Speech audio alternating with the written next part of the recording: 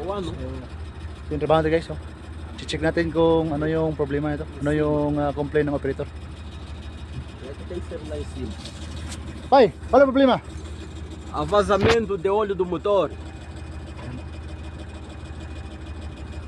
So, meron daw ano guys, leak ng ano. Tingnan natin kung saan yung problema nito. Yeah, bagay pai. Já, tá bom. Pai, posible meter ali. Olha onde. So, Aí já tá vindo.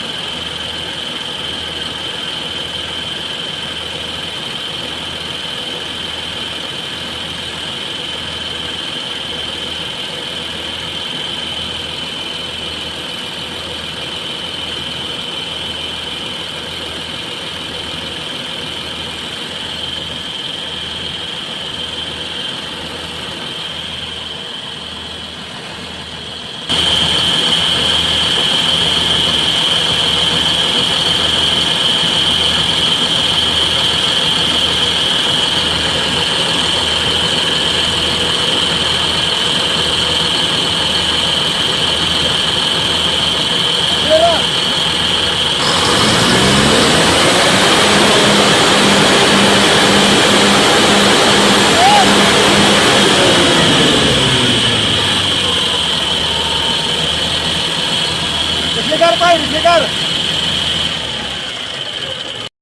Shoutout sa inyo lahat guys. So yan, yung problema ng bulldozer na yan ay blue by na yan. So pupunta tayo sa, sa workshop, mag-report tayo sa ating manager. So explain natin sa kanya kung ano yung problema ng bulldozer na yan. So yung problema ng bulldozer na yan guys ay blue by na siya. So yan.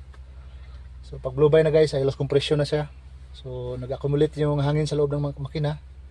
Nag-accumulate yung hangin sa loob ng ating engine. So yun, maghahanap talaga yan ng butas na lalabas siya. So yung hangin na yun, may kasamang oil na. So yun, magle-leak talaga yung oil. Kaya yung operator ay nag-complain siya na meron daw engine oil leak. So yung problema niyan guys ay either yung piston ring natin, yung piston, yung liner, yan. Isa yan sa matitinan. Sa cylinder head natin. So yung titinan natin dyan ay yung engine valve, yung valve guide, yan. So isa yan. So yan. Minsan meron din problema sa ating injector sleeve. So pag hindi masyadong nahigpitan yung ating injector, so doon din dadaan yung ating compression. So isa yan guys sa matitinan. So yun lang guys, God bless ating lahat. Thank you.